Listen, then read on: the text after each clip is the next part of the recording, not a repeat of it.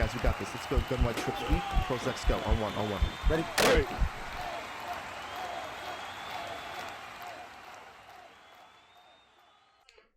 What's going on, everyone? ANCAP24 here from HuddleGG. In today's video, we're going to answer a specific question that a lot of people struggle with that was asked by somebody in our YouTube channel.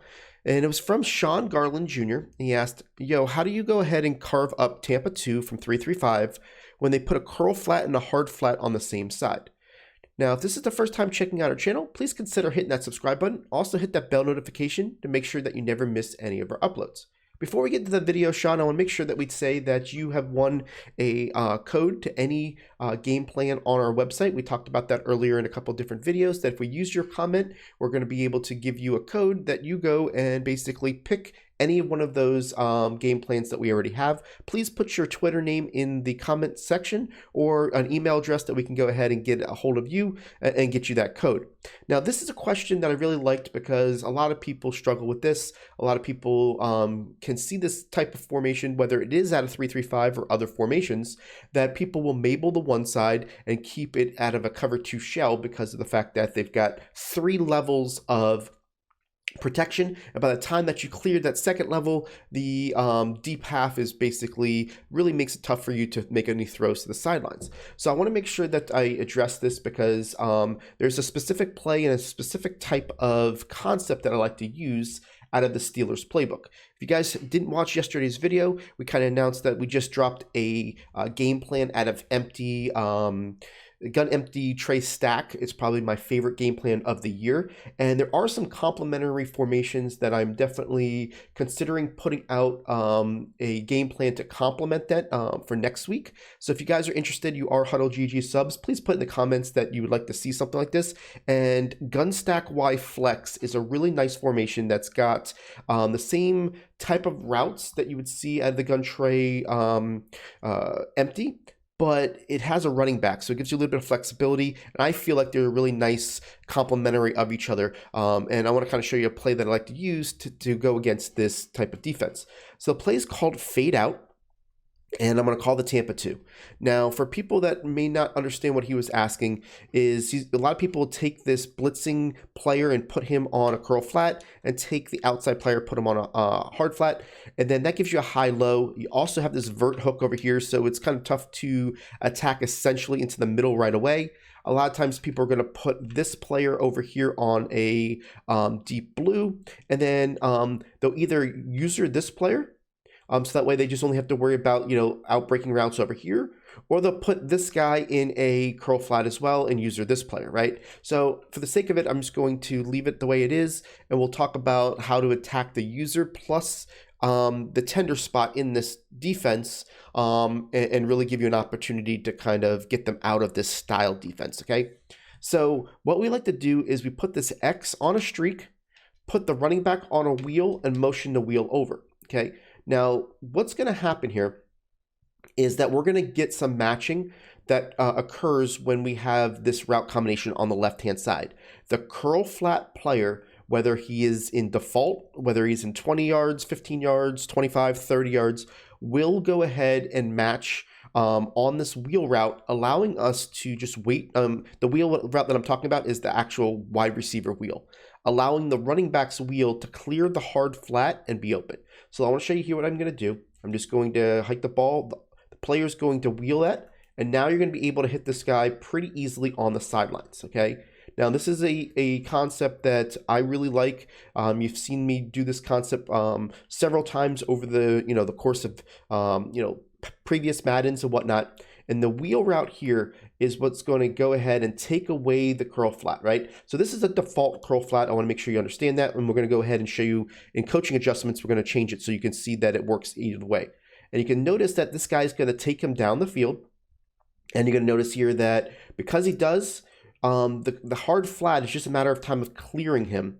And once we clear him, we're in good shape, okay? Now let's go ahead and I'm going to do the opposite. What I mean by the opposite is I'm actually going to take the blitzing player and we'll put him on a hard flat and leave the other player on a cloud flat. That's another way people will do it. and I'm going to show you it's going to be the same way, okay? I just want to make sure that you understand that you're in good shape when you use this concept, because what's going to happen is the curl flat, the cloud flat is the one that's going to be taken, and now you're going to be able to hit that player.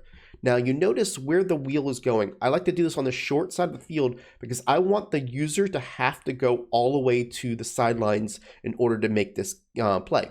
Now, let's go out of this, and what I'm going to do here is I'm going to change the coaching adjustments to 20-25 yards. It doesn't really matter what it is. I'll do it to 25 just to make sure that it's deeper. And I want to make sure that you understand that this is going to be something that doesn't matter that they have those on there.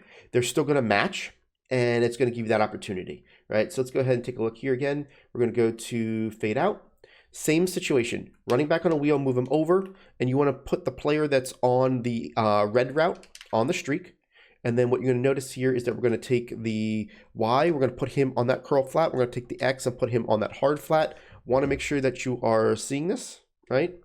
And what we're going to do here is we're going to wait for them to match, throw this RB, and we got ourselves an easy catch, okay?